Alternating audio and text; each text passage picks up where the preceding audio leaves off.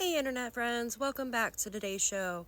So today we will be going over Jack and Lilly Sullivan, the case of the two missing children from Nova Scotia. Jack is 4 and Lilly is 6. Now, last night I was listening to some clips from It's a Criming Shame, and Belinda Gray, the bio-grandmother of Jack and Lilly, spoke out. She spoke out about some inconsistencies regarding Janie's messages and interview, and also inconsistencies regarding what Daniel has said. Now, there are so many different stories that they have given, in my opinion, that I feel like I'm reading like a Mad Hatter's book. You first have Malaya saying to Daniel, "Do you hear the kids?"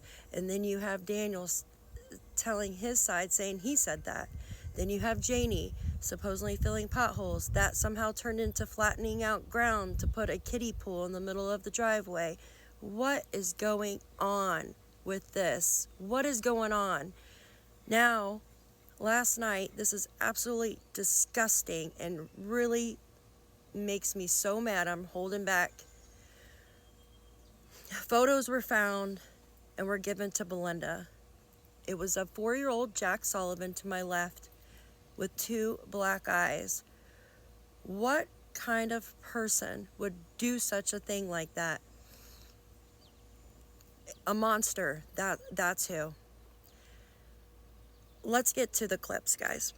For being their grandmother.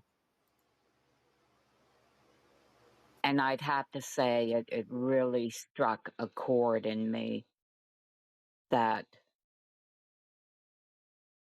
it's really, really hard to put into words. It's okay. I see Janie's pain.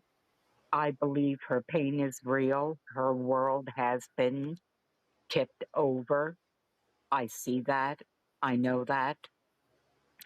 I do not thank her. I'm sorry. I heard this woman actually complain about Lilly and Jack.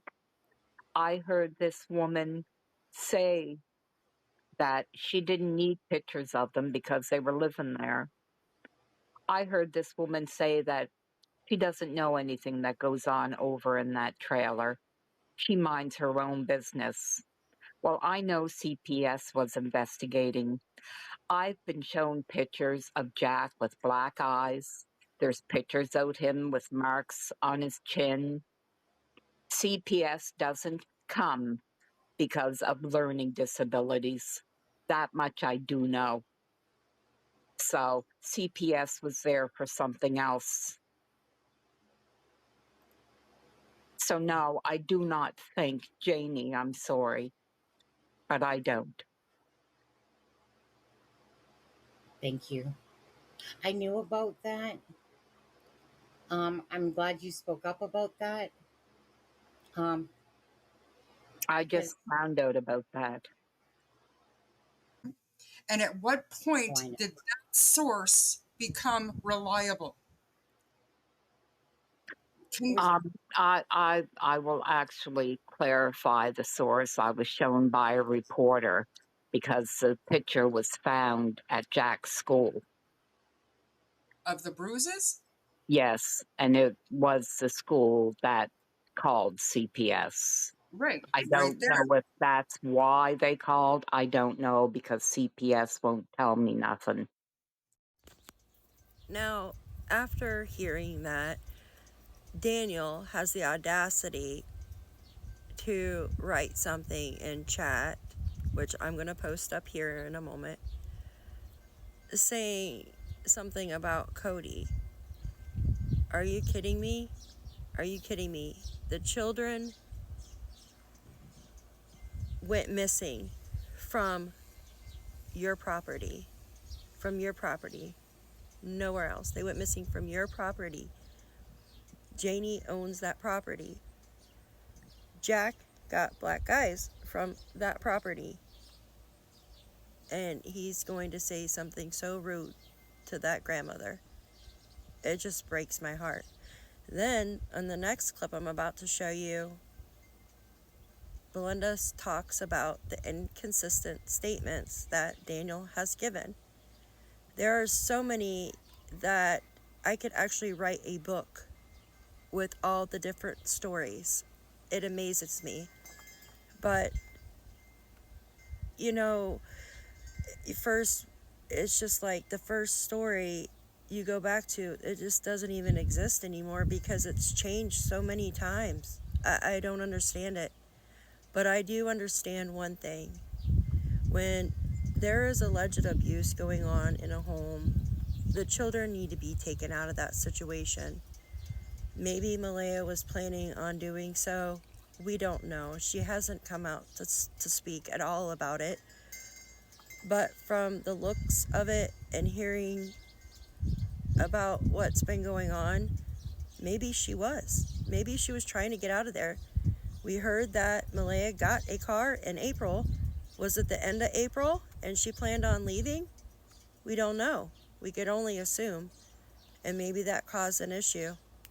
But it goes back to Patty, which is Malaya's grandmother, had asked Darren, please go help Malaya get out of there. But he said that he didn't want to get involved. You don't want to get involved when you know that a 4-year-old child has 2 black eyes? Come on. Like, I don't understand it.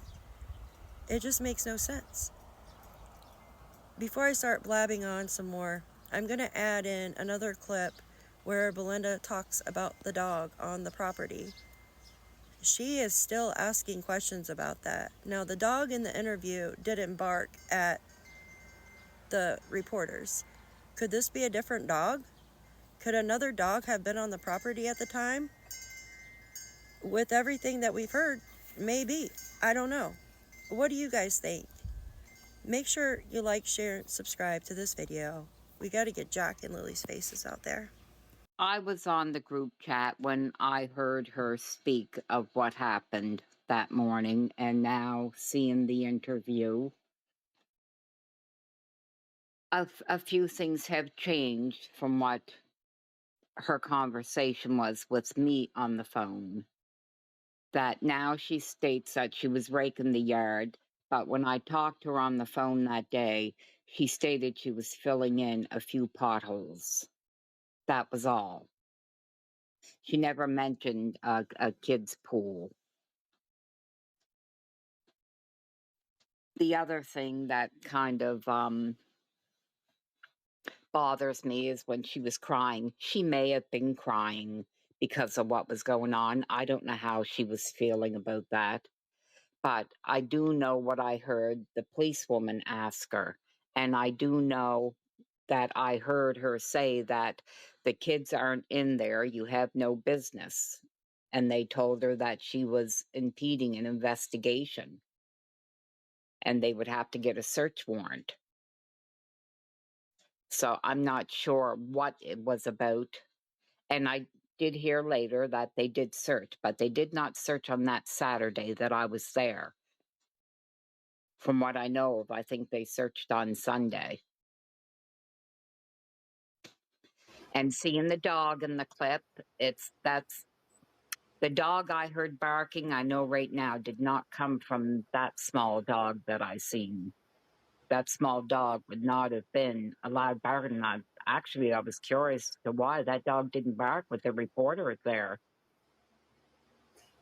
Because the dog barked constantly.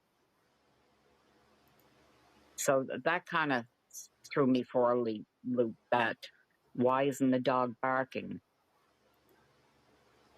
Did you ever see the dog come out of the trailer? Like No. at that? No? Okay. No. Okay. No. And then, yeah, go ahead. She was going on about her dog to the police.